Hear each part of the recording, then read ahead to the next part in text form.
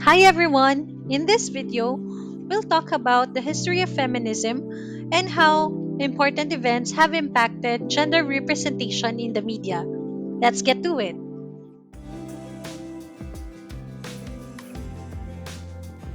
First wave feminism essentially emerged during the Industrial Revolution in the late 19th century and gained steam until the 1920s.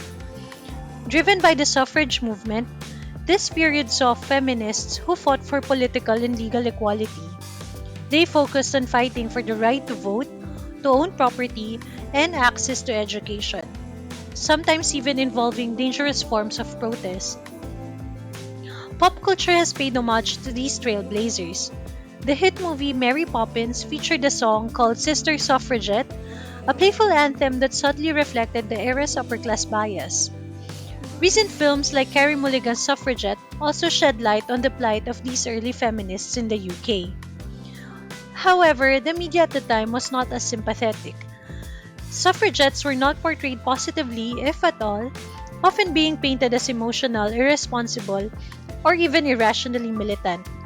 Many feared that by giving women more rights, society would collapse.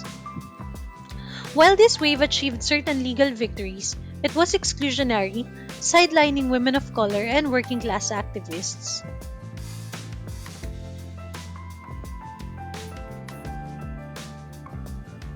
A few decades later, we saw the time of the flower power, the rise of countercultural movements, and the sexual revolution. The second wave began in the 1960s and extended into the early 1980s, coinciding with an era of societal upheaval. Feminists during this time shifted focus from legal barriers to broader societal norms that restricted women. This wave addressed issues such as workplace inequalities, reproductive rights, and systemic oppression in both the home and at work. The publication of pivotal works like Betty Friedan's The Feminine Mystique ignited widespread conversations about gender roles. Shows like Mad Men, albeit written in 2007, captured the brutality of the sexism in the workplace at this time. While this show did not always pass the Bechdel test, it honestly depicted the overt sexism women office workers like Peggy Olson had to endure. Peggy's journey from secretary to copywriter shows us the barriers that women had to overcome to succeed at work. In the Philippines, Nino Broca's Insiang was among the first few films to explore feminist themes. The film critiques patriarchy and offers a strong portrayal of female agency and resilience. It follows the story of a laundrywoman who suffers from the exploitation and abuse of the men in her life. In the end, she manages to exact revenge from her abusers, which signifies her refusal to remain a passive victim and regain control over her life. The second wave set the stage for a more inclusive and diverse feminism that would take shape in the third wave.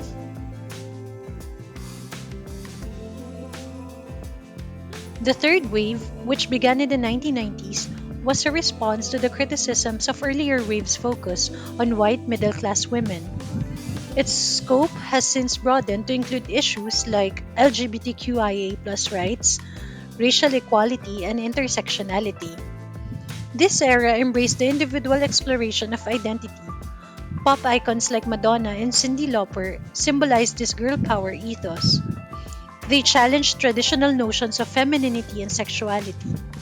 Madonna's provocative song, Like a Prayer, released in 1989, was a powerful statement about religion, race, and sexuality. The music video was a cultural moment. It blended religious imagery with suggestive scenes depicting sexual ecstasy, combining the holy and the profane.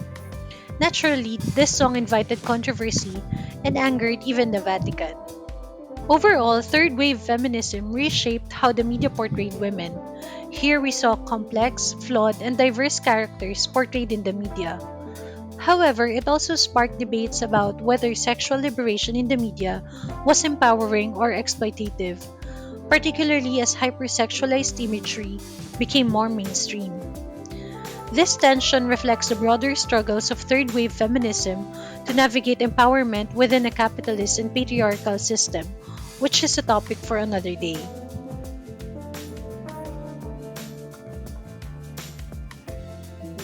Some argue that the fourth wave of feminism has already arrived, beginning in 2012.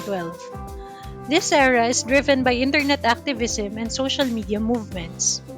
It has amplified marginalized voices and brought issues like sexual harassment, abuse, and toxic workplace cultures to the fore.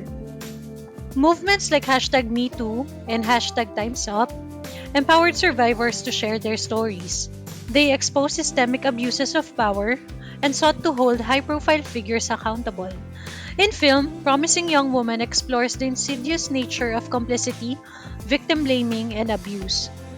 The movie critiqued white male privilege and how society tended to overlook and even normalize sexual abuse. At this point, we've seen how the struggles of early feminists have brought us to this era, where women everywhere enjoy relative freedoms compared to the previous generations. We see that each wave of feminism has been built on the last, and as it evolves, we all collectively grow as a society.